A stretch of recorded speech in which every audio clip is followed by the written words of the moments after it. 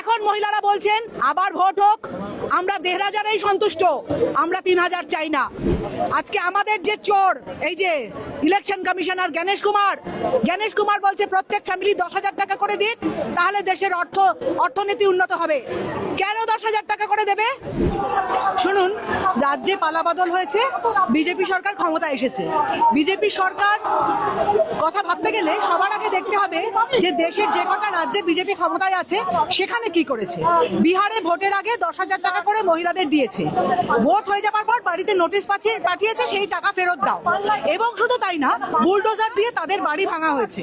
তাহলে স্বাভাবিকভাবেই পশ্চিমবাংলার সব মহিলাদের যদি ৩,০০০ টাকা করে দেয়, তাহলে স্বাভাবিক কারণেই অন্য রাজ্যের মহিলারা প্রতিবাদ করবে যে ওখানেও বিজেপি ক্ষমতায় আছে, তাহলে বেঙ্গলে দিচ্ছে, আমাদের কেন দিচ্ছে না?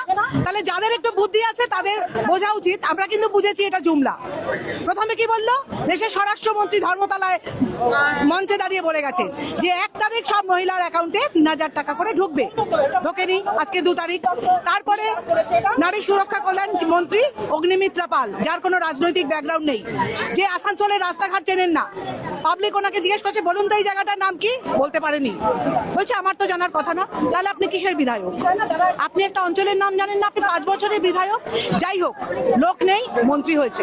কি বললো, ১ তারিখ ঢুকে যাবে, ঢোকেনি।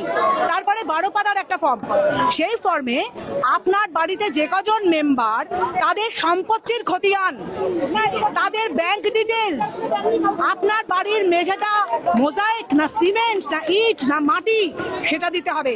এটা পরোক্ষভাবে এনআরসি করা হচ্ছে, এটা জনসংখ্যা কমানোর একটা চক্রান্ত। আমি বাংলার মহিলাদের বলবো ৩,০০০ টাকা লোভ না করে এটা ছেড়ে দিন, এটা জুমলা সরকার।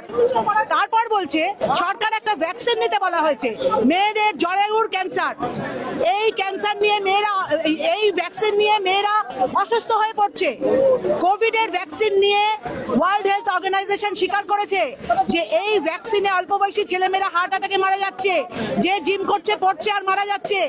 মানুষের মধ্যে বন্ধাত্ব তৈরি করে দেওয়ার চেষ্টা হচ্ছে, যাতে এখন আমাদের ভারতবর্ষ জনসংখ্যায় নাম্বার 1, সেই জনসংখ্যা কমানোর একটা মানে ফন্দি।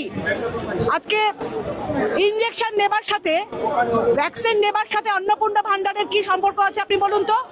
৮০ লক্ষ নাম বাদ গেছে। মমতা ব্যানার্জি লক্ষ্মীর ভান্ডার দিয়েছিলেন মেয়েদের স্বাবলম্বী করার জন্য।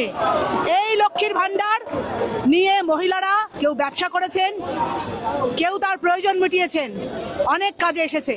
কই মমতা ব্যানার্জি তো তার ফাইন্যান্সিয়াল স্ট্যাটাস জানতে চাননি। এখন মহিলারা বলছেন আবার ভোট হোক, আমরা ১,৫০০ সন্তুষ্ট, আমরা ৩,০০০ চাই না। এটা একটা জুমলা সরকার।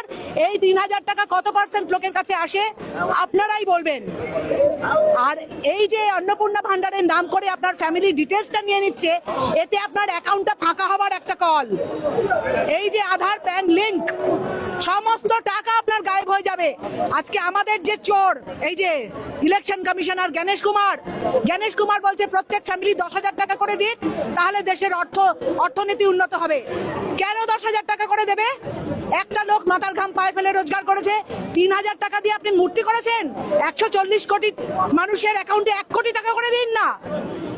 ৩,০০০ টাকা দিয়ে মূর্তি তৈরি না করে ৩,০০০ কোটি টাকা দিয়ে, তাহলে ১ কোটি টাকা করে যদি ১৪০ কোটি টাকার অ্যাকাউন্টে যদি দেয়, তাহলেই তো হয়ে যায়। তাহলে কেন সাধারণ মানুষ ১০,০০০ টাকা করে দেবে, তারপর দেশের অর্থনীতির হাল ফেরাবে? দেশে প্রায় ৬,০০০ লক্ষ কোটি টাকার দেনা।